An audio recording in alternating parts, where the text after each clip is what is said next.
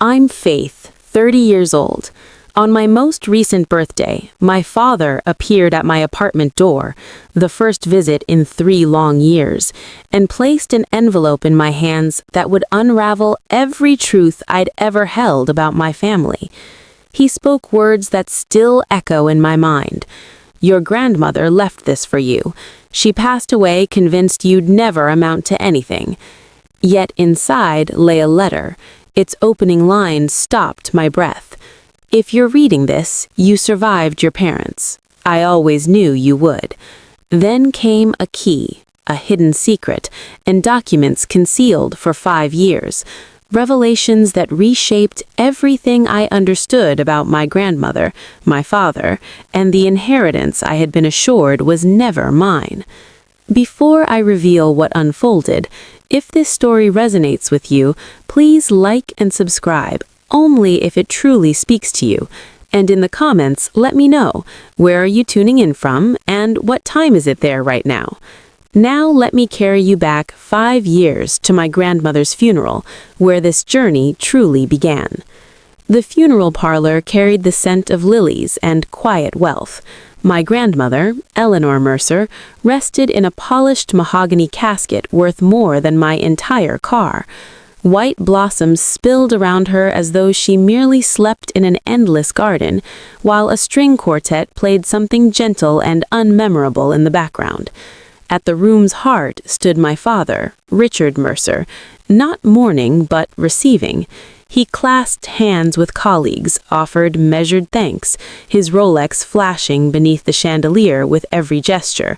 Thank you for coming. Mother would have appreciated it. I lingered in the corner, unseen.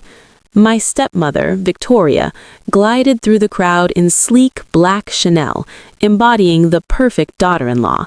She steered my half-brother Derek, 19 then, fresh from his Ivy League freshman year, to stand proudly beside our father.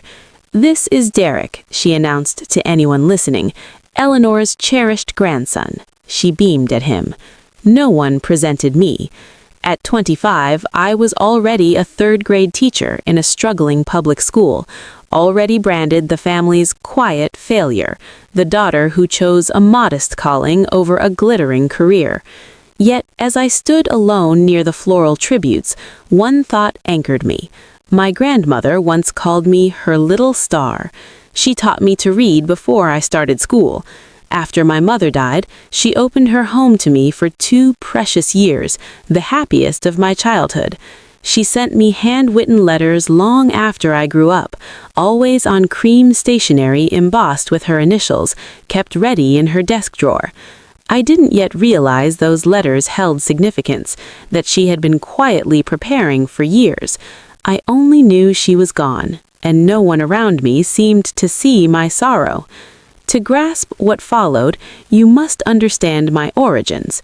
My mother, Linda, succumbed to breast cancer when I was 12. I still recall the hospital room, machines humming, her hand turning cold in mine. My father stood by the window, gazing at nothing, already distant.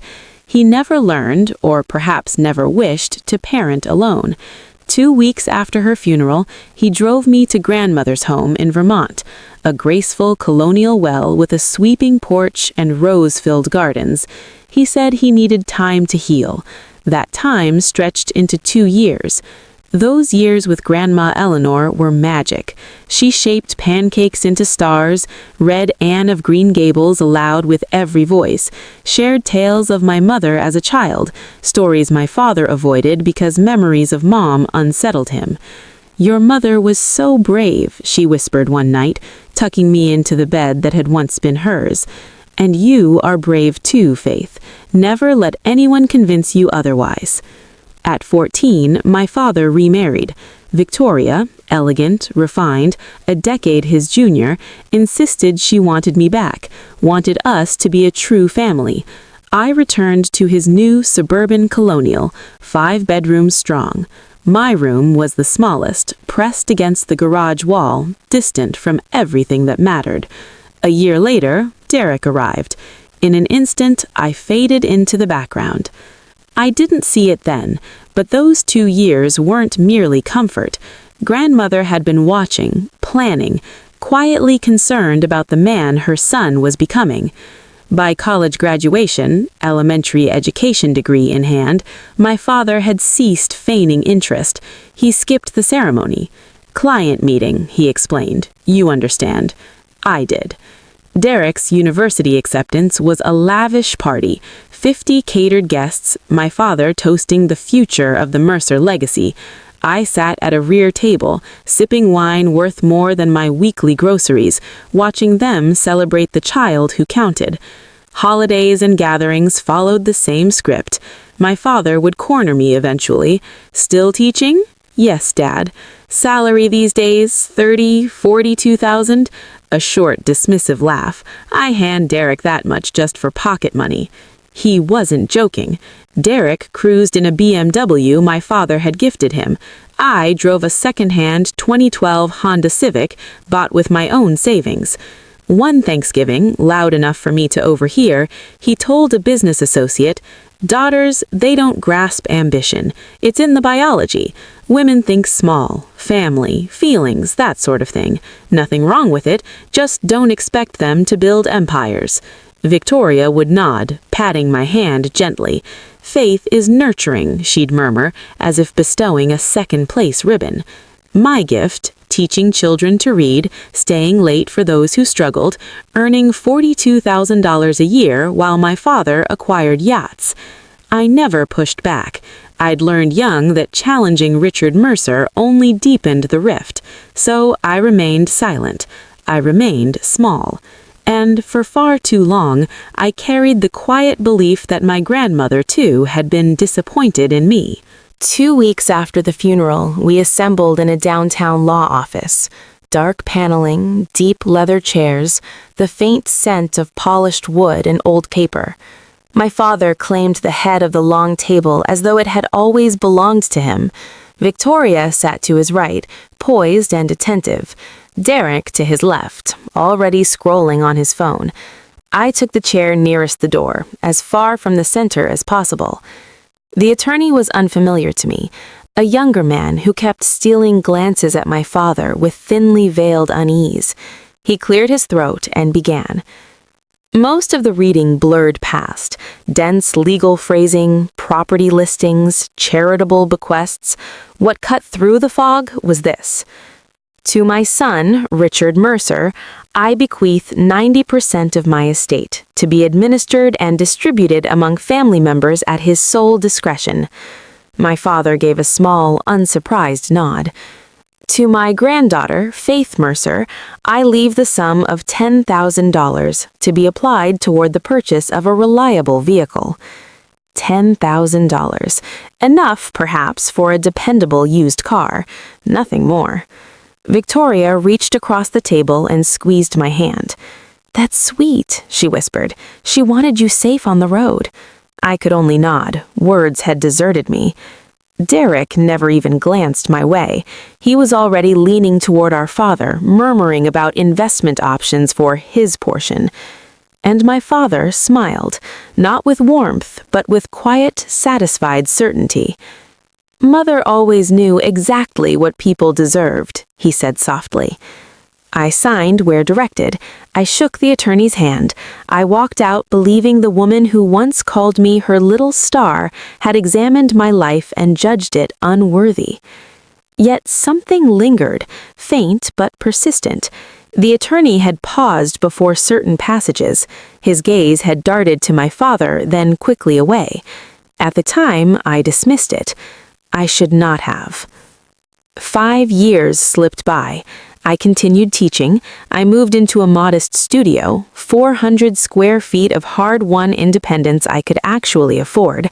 I stopped attending most family events. No one appeared to mind. Then my 30th birthday arrived. I had treated myself to a small chocolate cake with raspberry filling from the corner bakery, my favorite. A single candle flickered on my tiny kitchen table as I sat alone. The doorbell rang. I opened it to find my father standing there.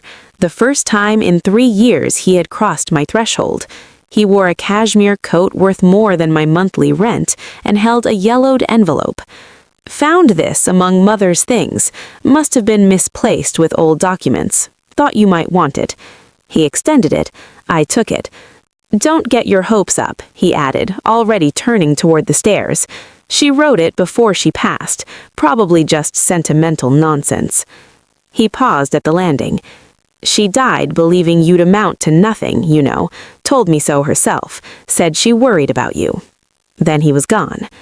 I stood frozen in the doorway, the envelope in my hand, my birthday cake slowly melting behind me. The paper felt fragile, aged. On the front, in my grandmother's unmistakable script, "For Faith, to be delivered on her 30th birthday." The wax seal, old-fashioned, bearing her initials, remained unbroken.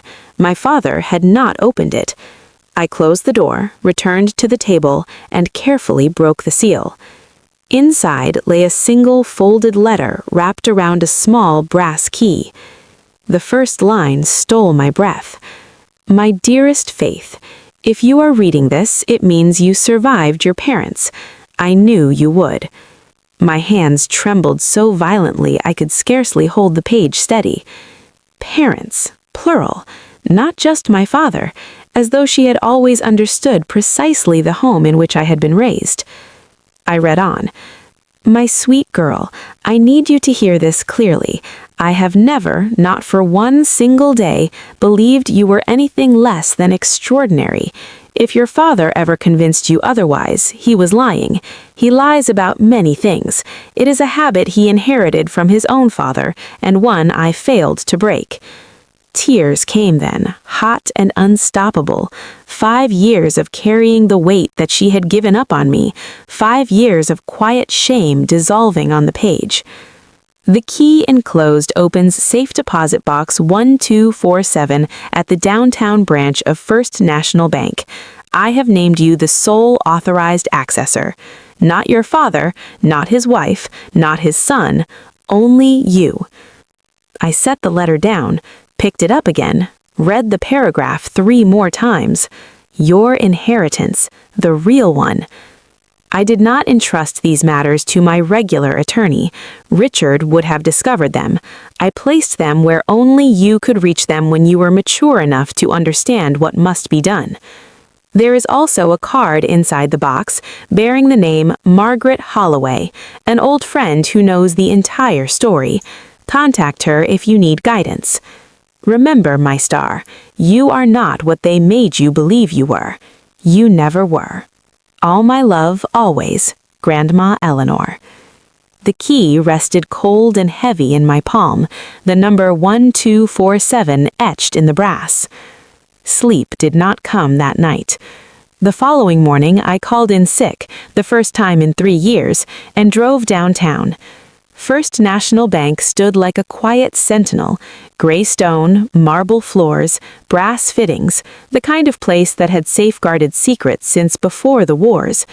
I approached the desk of my driver's license and the key. I need to access safe deposit box 1247. The clerk, young, efficient, faintly detached, typed, paused, typed again.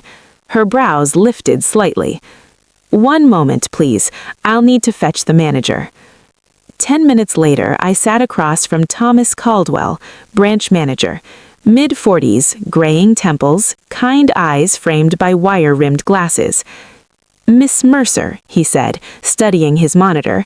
"This box was opened by Eleanor Mercer in 2019. You were designated the sole authorized accessor at that time.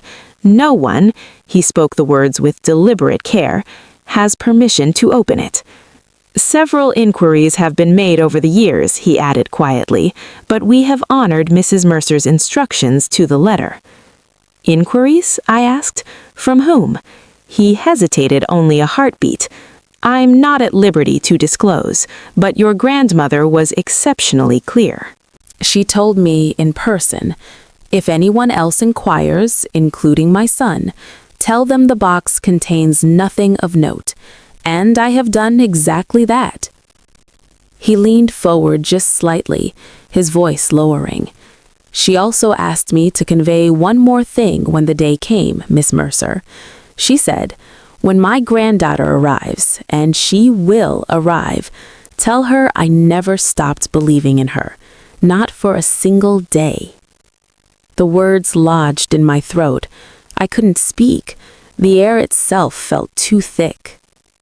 Thomas Caldwell rose quietly. "Let me escort you to the vault." He guided me through a reinforced steel door and down a narrow corridor lined with row upon row of gleaming metal boxes until we reached number 1247. "Take as long as you need," he said, then withdrew, leaving me alone with the silence and the small brass key. The box was larger than I'd pictured.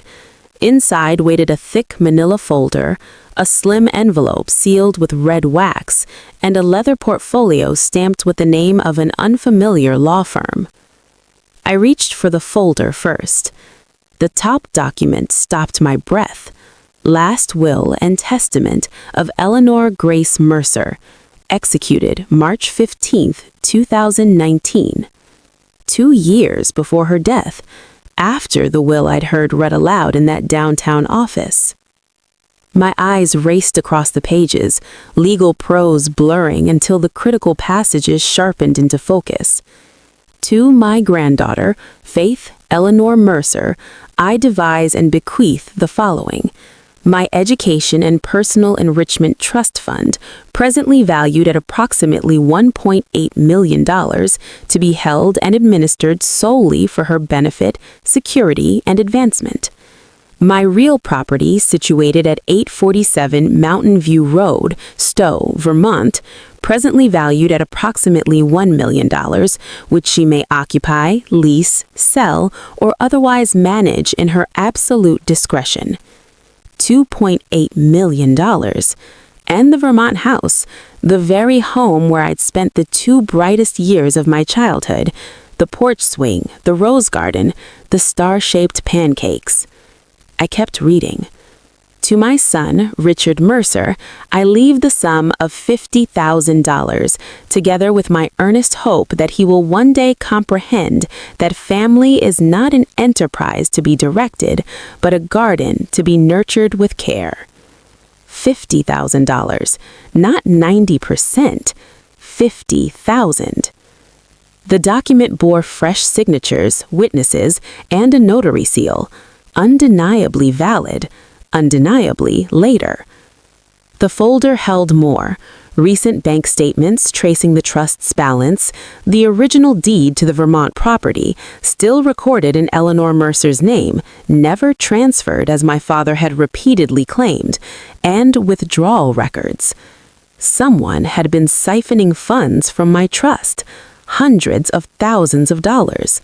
The timeline aligned perfectly with Derek's enrollment at Wharton.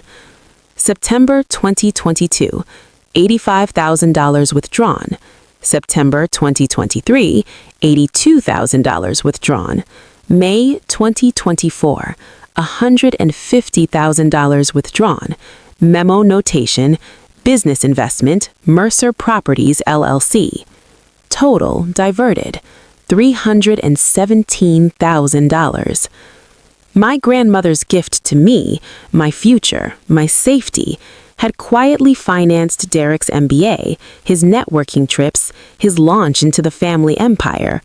Meanwhile, my father had expanded his real estate holdings on the same stolen capital, all while insisting the Vermont house had been sold to settle estate taxes. The deed in my hands proved otherwise. The property still stood, still mine.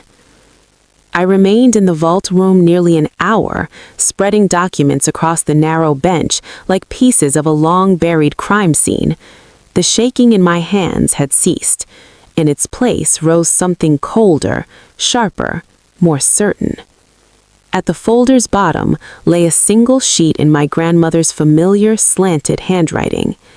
"Faith, I can imagine what courses through you now: betrayal, rage, perhaps even a sense of fracture. But hear me, my star. You were not broken. You never were. I did not leave you unprotected. Read every page, call Margaret, and trust that truth eventually seeks delight. Sometimes it simply requires a steady hand to open the curtains. All my love, always, Grandma Eleanor. I gathered the contents, tucked the folder securely under my arm, and stepped out of the vault. The woman who entered had believed herself forgotten.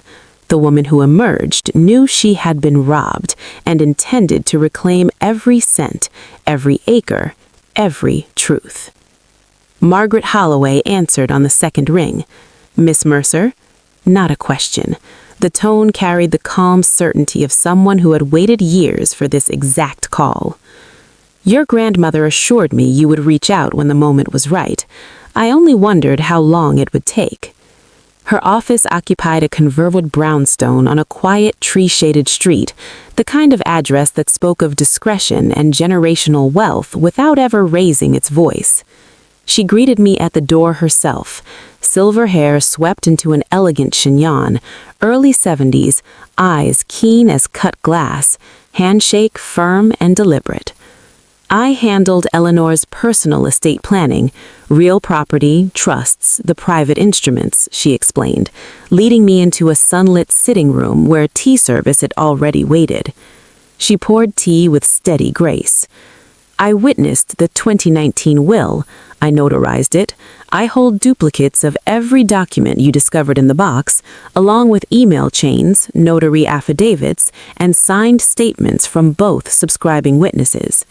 She met my gaze evenly. Your father probated the 2015 will, the earlier, superseded version. In the eyes of the law, that constitutes fraud on the court. More precisely, fraudulent concealment and execution of a false instrument. The words settled between us like lead. Fraud. What are my paths forward? I asked. Margaret set her cup down without a sound. Path 1, we report the matter to the authorities. Criminal charges for estate fraud, potentially grand theft by false pretenses. An investigation would follow, possibly a trial, public filings, press attention. She paused, letting the weight accumulate. Path 2, we present your father with the full evidentiary package and propose a private resolution, complete restoration of the trust corpus, transfer of the Vermont deed, restitution for the diverted funds. In return, we forego criminal prosecution. Would he agree? I asked.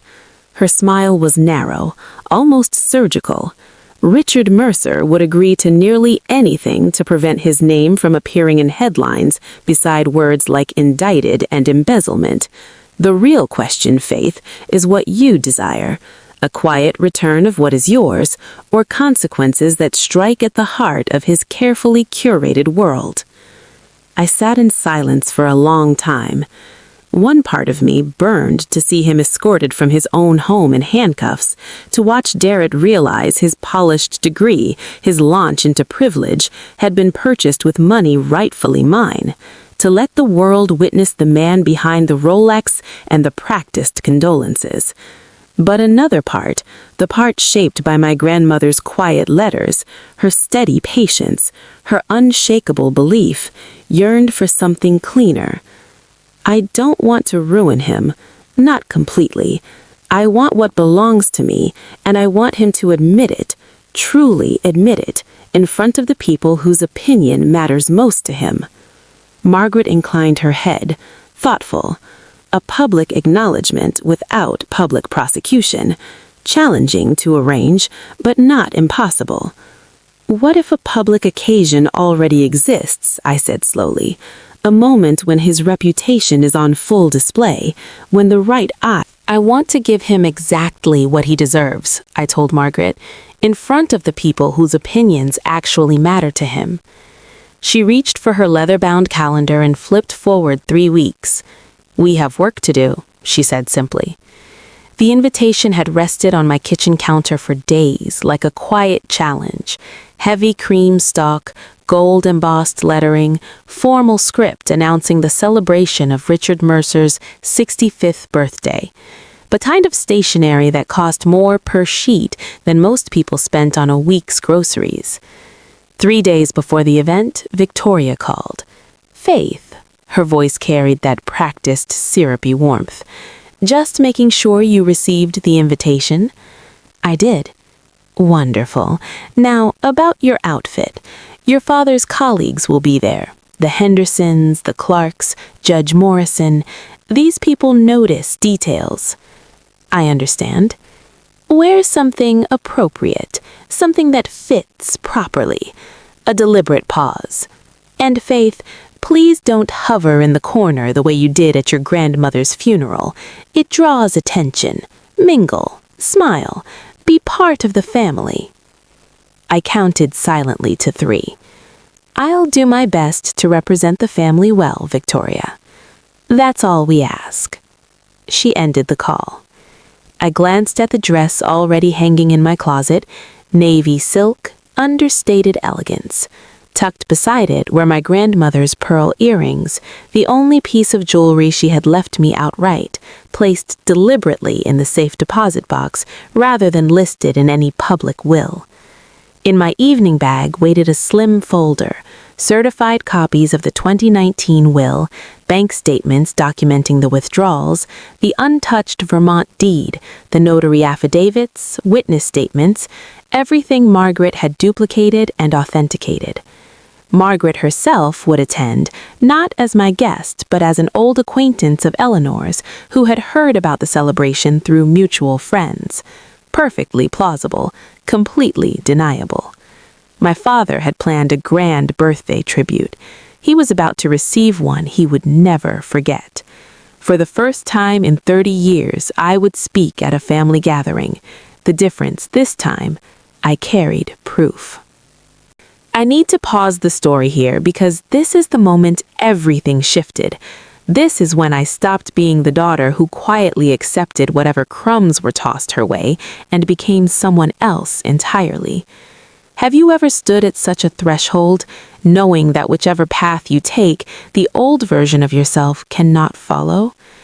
If you're still here with me, if any part of this echoes something in your own life, please consider hitting that like button. Not for me, for anyone else who might need the reminder that they're not alone.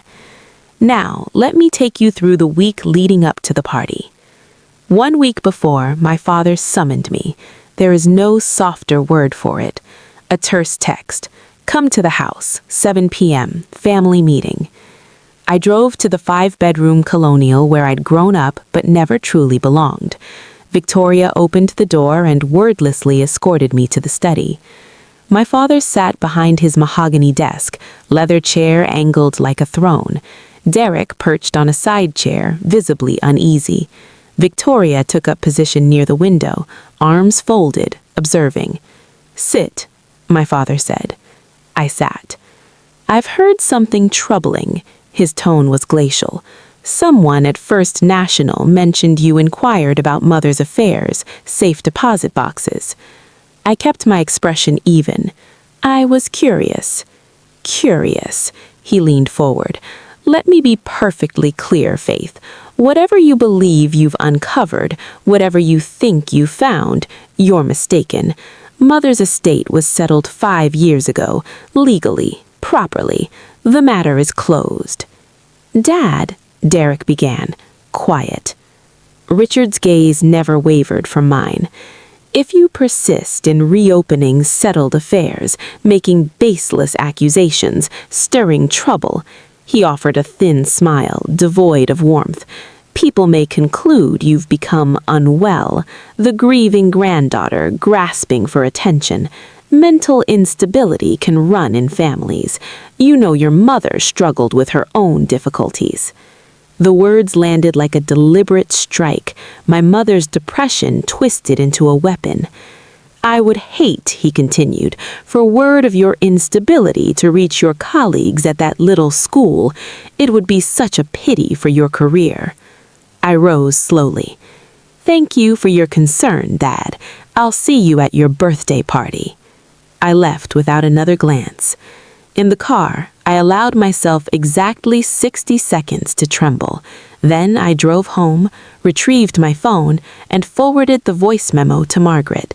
The recording had captured every word, from the moment I entered the study, 30 minutes of veiled threats, career sabotage, exploitation of my mother's memory, and the unmistakable implication that something existed worth concealing. Margaret's reply arrived within minutes. Beautiful, not court admissible without consent, but outstanding leverage. If he escalates after Saturday, we have powerful options. That night, I sat alone in my apartment, unfolding my grandmother's letter once more. You're not broken, my star. You never were. For decades, I had felt like anything but a star, a burden, a disappointment, an afterthought. Perhaps that was precisely what they needed me to believe. Saturday was 3 days away. For the first time in my life, I was prepared to shine. The night before the party, doubt nearly overwhelmed me. At 11 p.m., I sat at my kitchen table with grandmother's letters spread before me. Every uncertainty I'd ever carried surged forward. What if the documents were invalid, outdated, superseded, legally void? What if my father was correct and I was simply a desperate woman inventing conspiracies to justify a life that hadn't unfolded as hoped? What if grandmother wrote that letter in a fleeting moment of confusion and the earlier will, the one that left me nothing, was her true intent? I picked up my phone and dialed Margaret. 11:47 p.m. She answered on the third ring. Faith, what's wrong?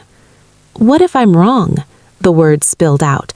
What if this is all a mistake and I humiliate myself in front of 80 people and my father turns out to be right about everything? A brief silence. Then, gently, Faith, I need to tell you something. Eleanor called me 3 days before she passed. She was in hospice by then. She knew the end was near. I couldn't draw breath.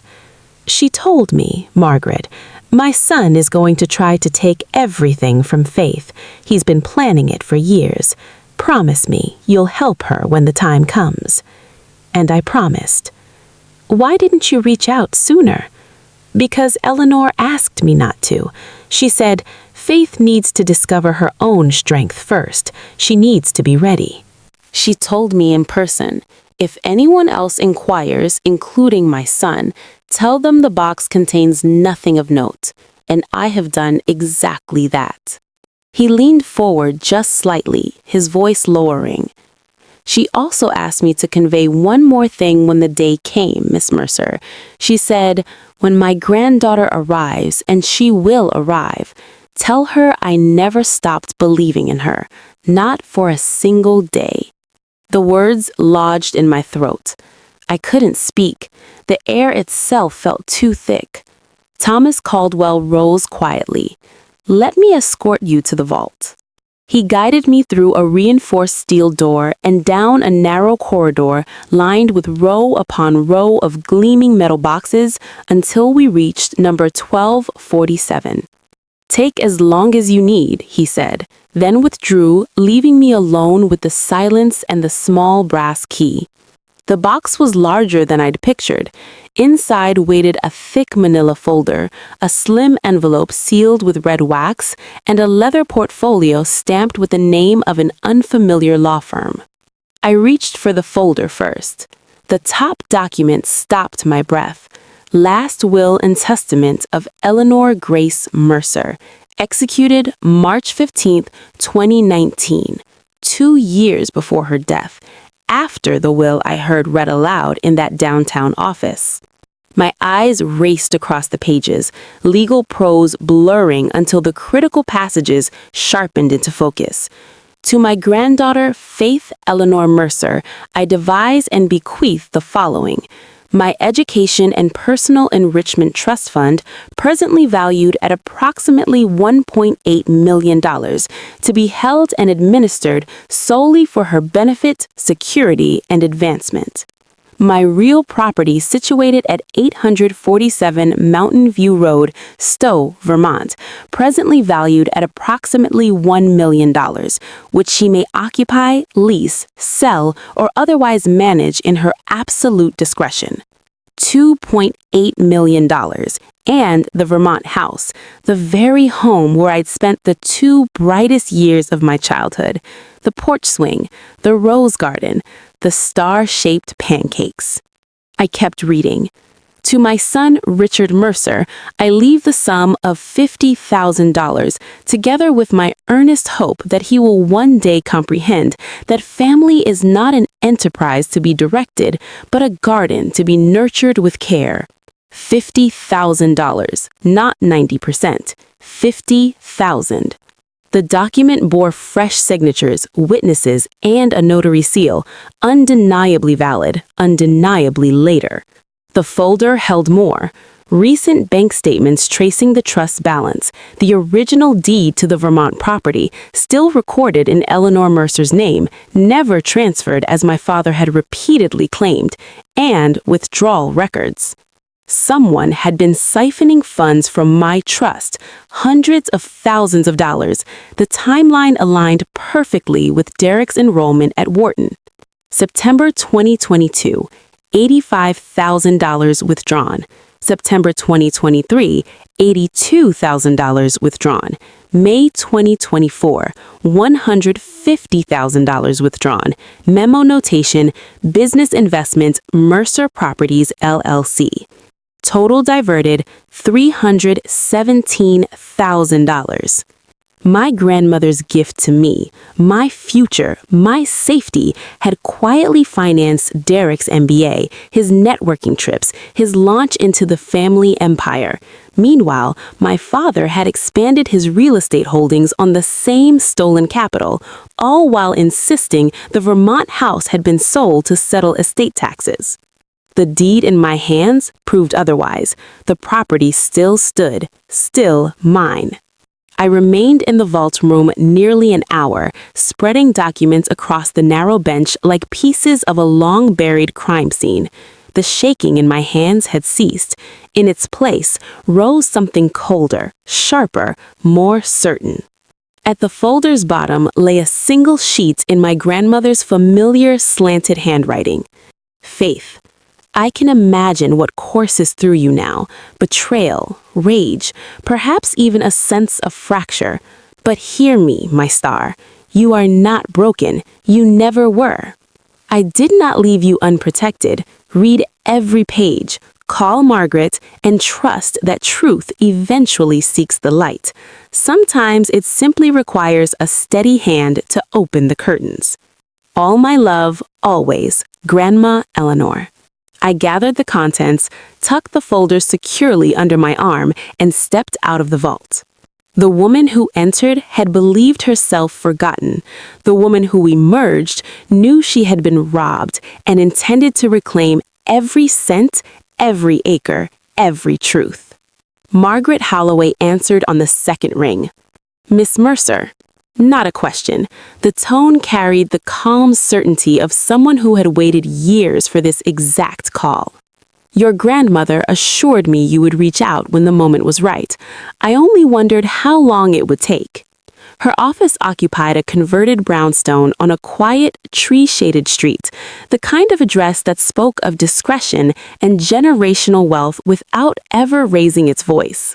She greeted me at the door herself, silver hair swept into an elegant chignon, early 70s, eyes keen as cut glass, handshake firm and deliberate.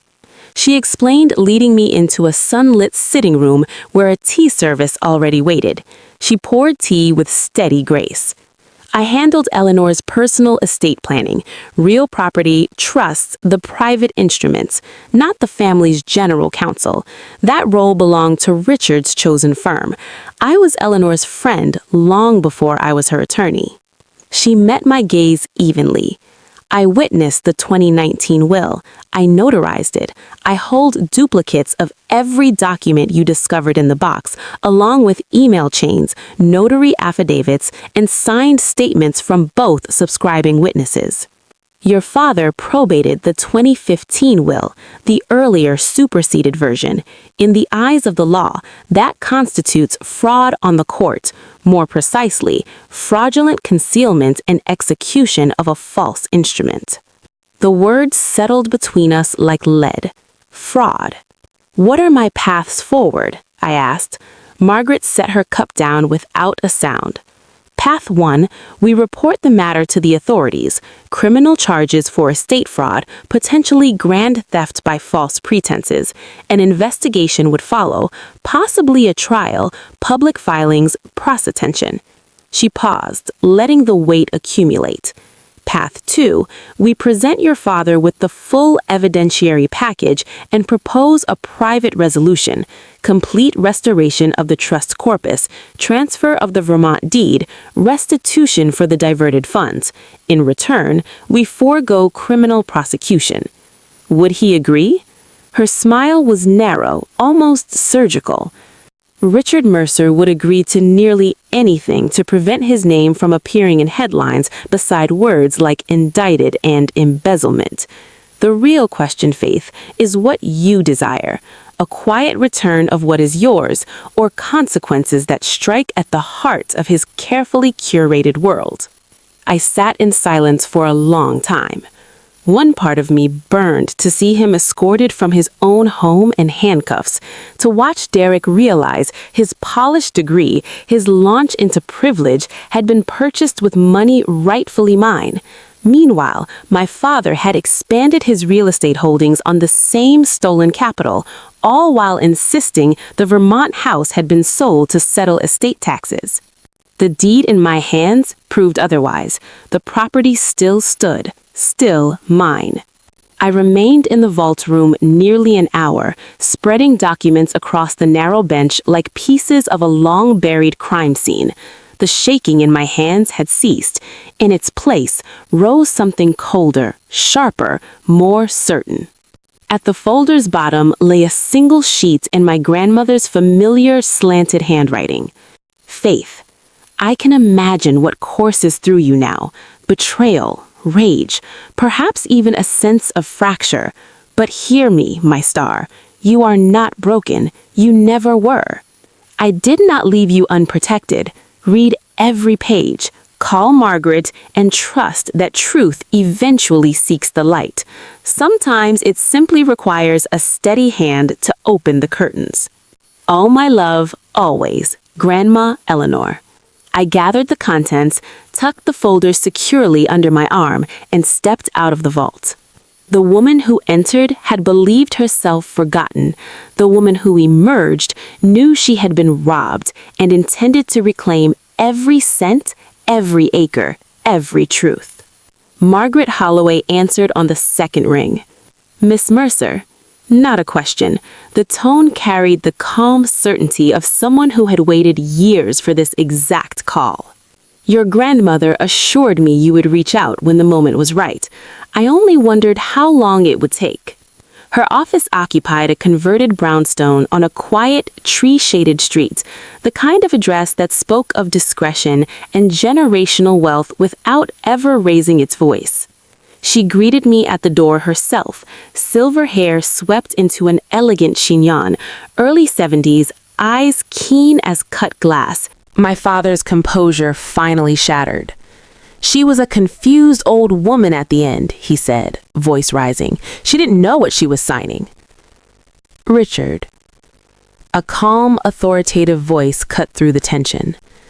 Margaret Holloway rose from her table at the back of the room. I was Eleanor's attorney. I witnessed that will. She was in full command of her faculties until the day she died. Would you like me to testify to that under oath?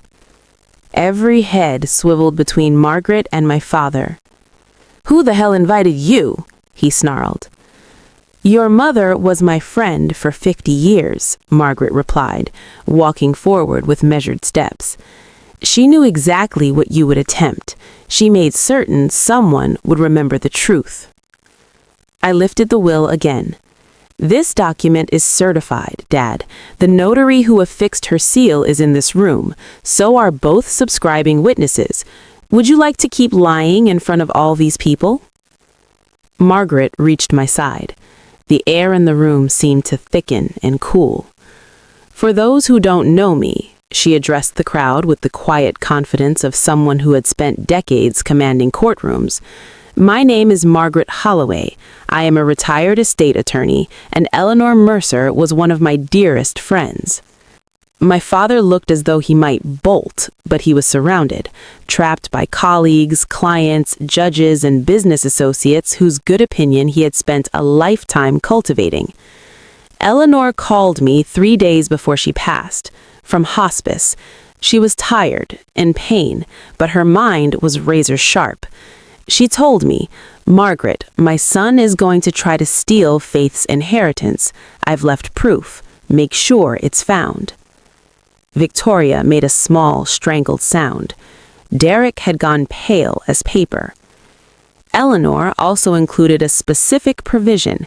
If Richard violated his fiduciary duties as executor, which he did by probating a superseded will and authorizing unlawful withdrawals, his executorship would be automatically revoked.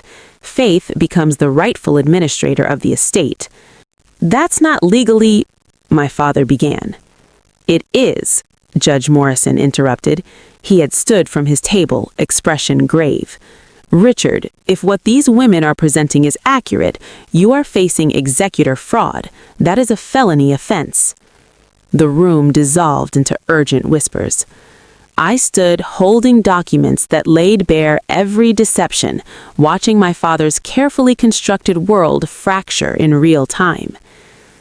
"I didn't come here to see you arrested, Dad," I said quietly, though my voice carried. "I came to reclaim what is mine. Transfer the trust fund, transfer the deed, repay what you took, principal and interest, and we can resolve this without involving prosecutors." "And if he refuses?" someone called from the crowd. Margaret's smile held no warmth. "Then we file suit Monday morning. Your choice, Richard." I had never seen my father appear small. He had always loomed. Powerful patriarch, successful businessman, the man whose approval I had chased for 30 years. But there, in his Hermes tie and Rolex, encircled by people now regarding him with new, unflinching eyes, he seemed to diminish before us. "This is entrapment," he hissed. "You planned this." "I planned nothing," I answered evenly. "You delivered the envelope yourself, Dad, on my 30th birthday. You told me grandmother died disappointed in me." I let the words hang. "She wasn't disappointed. She was worried about what you would do." "Richard!" Victoria clutched his arm. "We need to leave. We need to call our lawyer." "The party's over," someone muttered, already moving toward the exit. My father lunged, not physically, but with the only weapon he had left. "You ungrateful, worthless—" "After everything I did for you," I finished for him, calm. "After everything you did for me." I held my ground. "You ignored me for 30 years. You stole my inheritance. You convinced me my grandmother died ashamed of who I was." I paused. "She wasn't disappointed. She was worried about what you would do." His face contorted. "You'll regret this." "No," I handed the folder to Margaret. "You had choices. Every step of the way, you had choices. You chose to lie. You chose to steal. You chose to make me believe I was worthless." I drew a slow breath. "Those were your choices, Dad, not mine." The room had largely emptied. A handful remained. Judge Morrison, the notary, the witnesses, people who would remember exactly what had transpired. My father stared at me as though seeing a stranger. Perhaps he was. Perhaps he never truly had. People later asked what it felt like afterwards. Victory? Revenge? Satisfaction? Honestly, it was exhaustion. The bone-deep fatigue that follows years of holding your breath finally released. I didn't feel like celebrating. I wanted to sleep for a week.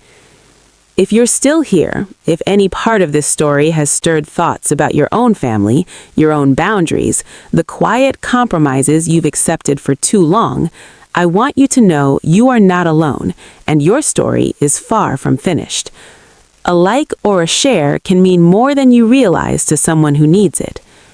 Now, Let me tell you what happened next. The fallout arrived swiftly. Within 2 weeks of the birthday party, my father faced an official investigation for executor fraud. His new attorney, a different firm than the one that probated the 2015 will, contacted Margaret with a settlement offer. Richard would immediately transfer the remaining trust balance to me. He would execute a quitclaim deed for the Vermont property. He would pay restitution of $350,000, covering the diverted funds plus accrued interest, and formally relinquish all executorship rights. In exchange, I agreed to forego criminal prosecution. Some said I let him off lightly. Perhaps I did. But seeing my father led away in handcuffs would not restore the years I spent believing my grandmother had rejected me. It would not repair the damage to my sense of worth. And truthfully, I did not crave revenge. I only wanted what had always been mine. The consequences spread regardless. Within a month, Derek was forced to take out loans to complete his final semester at Wharton. My father could no longer assist. The settlement had depleted his liquid accounts, and his reputation lay in ruins. 3 major business partners withdrew from deals with Mercer Properties within a month. One was overheard saying to another, "If he cheats his own daughter, who else has he cheated?" Victoria filed for divorce 4 months later. She took half of whatever remained. And me? I received a certified check. I received keys to a house in Vermont. I received a letter from my grandmother that I still read every morning, a quiet, enduring reminder that I was loved, that I had always been loved by the person whose opinion mattered most. It was not a fairy tale ending, but it was honest. It was mine. 6 months after the party, a text arrived from an unfamiliar number. "Faith, it's Derek. Can we talk?" I nearly deleted it, nearly blocked the number.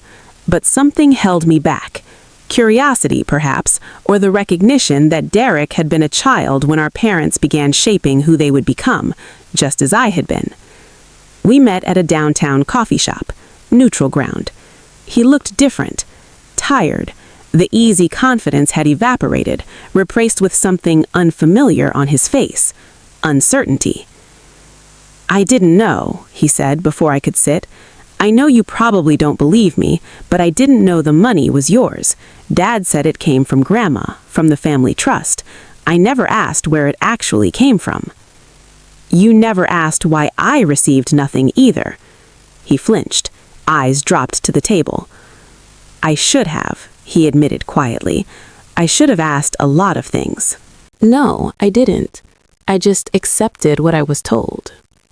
We sat in silence for a long moment, the clink of coffee cups and low hum of conversation filling the space between us. "I'm not asking for money," Derek said finally. "I'm not asking for forgiveness. I just needed you to know I'm sorry for taking what wasn't mine, for never once questioning why you were treated so differently." He stared down at his untouched coffee. "I took out loans. I'm paying my own way now. It sucks, honestly, but it's fair." I studied my half-brother, 24, MBA nearly complete, the easy confidence that once defined him now replaced by something quieter, more human. For the first time, he was learning what it felt like to struggle. "I'm not going to pretend everything's fine," I said. "We grew up in the same house. You received everything while I received nothing. That doesn't vanish just because you're sorry now." "I know." I took a slow breath. "But you're not him, Derek. You don't have to become him. If you genuinely want things to be different, prove it. Over time. That's the only way this means anything." He nodded slowly. "I can do that." Maybe he could. Maybe he couldn't. But at least he was willing to try. I kept my job. A surprising number of people thought I was crazy. "You're a millionaire now," my friend Sarah said one afternoon over lunch. "Why are you still teaching 3rd grade?" Because money cannot purchase what I love most about my life. The instant a struggling reader finally decodes a difficult word and their face lights up, the spark in a child's eyes when a math concept suddenly clicks, The crayon drawings they press into my hand, stick figures, crooked hearts, best teacher scrawled in wobbly letters that I still keep in a folder at home. My grandmother understood that. She left me the money not because she thought my choices were wrong, but because she wanted me to have real choices, freedom, security, the ability to live without fear that one missed paycheck could unravel everything. So I stayed. I teach at the same public school, in the same low-income neighborhood, for the same children who need someone to believe in them fiercely. Only now I do it without the grinding anxiety of living paycheck to paycheck. Now I know that if I need a summer to travel, or time off for my health, or simply a season to rest, I can take it. I used part of the trust to establish the Eleanor Mercer Education Fund. Every year, it awards full college scholarships to 3 students from my district, kids whose families have been told, just as I was once told, that they'll never amount to anything. Kids who remind me of the girl I used to be. The Vermont house I kept. I go there every summer and on many weekends when the city feels too loud. I sit on the porch where grandmother taught me to read, surrounded by the same rose garden she tended, and I talk to her sometimes, out loud, updating her on small victories, on the children I teach, on the life I'm building. Her photograph sits on my desk at home, right beside the letter she left me, the one that begins, "If you're reading this, you survived your parents. I knew you would." She believed in me when no one else did. I carry that certainty with me every single day. I no longer speak to my father. After the settlement, he sent one message, through his lawyer, of course. It accused me of tearing the family apart and hoped I was satisfied with the destruction I'd caused. I didn't reply. From what Derek has shared, the business limps along, but barely. He sold the 5-bedroom colonial and moved into a condo. Country club memberships lapsed, invitations to galas and golf tournaments dried up. No one wants to associate with a man who embezzled from his own daughter. Victoria remarried within a year, a real estate developer from Connecticut. I hear she's content. I don't particularly care. As for Richard, he's still alive, still working, still, I'm certain, convincing himself he did nothing wrong and that his daughter is the true villain of the story. I used to crave an apology, an acknowledgement of what he took, what he lied about, who he tried to convince me I was. But I've learned something important in the last year. Some people are incapable of genuine remorse. Admitting fault would require dismantling their entire sense of self. They'd rather let everything burn than face that mirror. So I stopped waiting. I don't wish him harm. I don't wish him well. He is simply no longer part of my narrative, a character who played his role and left the stage. The energy I once spent hoping he would change, I now give it to people who deserve it. That, I've learned, is what boundaries truly are. Not walls, not punishment, just clarity. This is where I end and you begin. This is what I will accept, and this is what I will no longer tolerate. Knowing that difference is not betrayal of family, it is fidelity to yourself. If you've stayed with me until the end, I want to leave you with 3 things I've come to understand. First, the people who love you most may protect you in ways you cannot immediately see. My grandmother spent years quietly preparing for the day I would need the truth. She didn't reveal everything while she lived because she knew I wasn't ready. She trusted that I would find my strength in time, and she made certain I would have the tools to use it. If someone in your life believes in you, even when you struggle to believe in yourself, hold tightly to that faith. Even after they're gone, it endures. Second, silence is not always weakness. For decades, I believed my inability to confront my father proved I was cowardly. But silence can be strategy, gathering evidence, mapping the terrain, waiting until you are armed with everything you need. When I finally spoke, I had the truth on paper, witnesses in the room, and proof that could not be dismissed. My father, who had mistaken my quiet for surrender, never saw the blow coming. And third, and this is the truth I wish someone had whispered to me years earlier, You do not owe forgiveness to anyone who has never asked for it. Boundaries are not selfish. They are not cruel. They are simply truth. This is my line. This is what I will allow. This is what I will no longer tolerate. Drawing that line is not disloyalty to family. It is loyalty to the person you were always meant to become. My grandmother closed every letter the same way she closed her final one. All my love, always. For 30 years, I doubted those words, convinced the love must carry conditions I had somehow failed to meet. Now I know better. Her love was never conditional. The only people who ever made me question it were the only ones who had taken from me. That is my story. A key in an envelope, a letter locked in a vault, a truth that refused to stay buried. I'm Faith Mercer, and I survived my parents. If any part of this touched something in you, if you've ever felt invisible, undervalued, or convinced you were less than you truly are, please hear me. You are not, and you do not have to remain in that version of the story. In the description below, you'll find more stories like this one.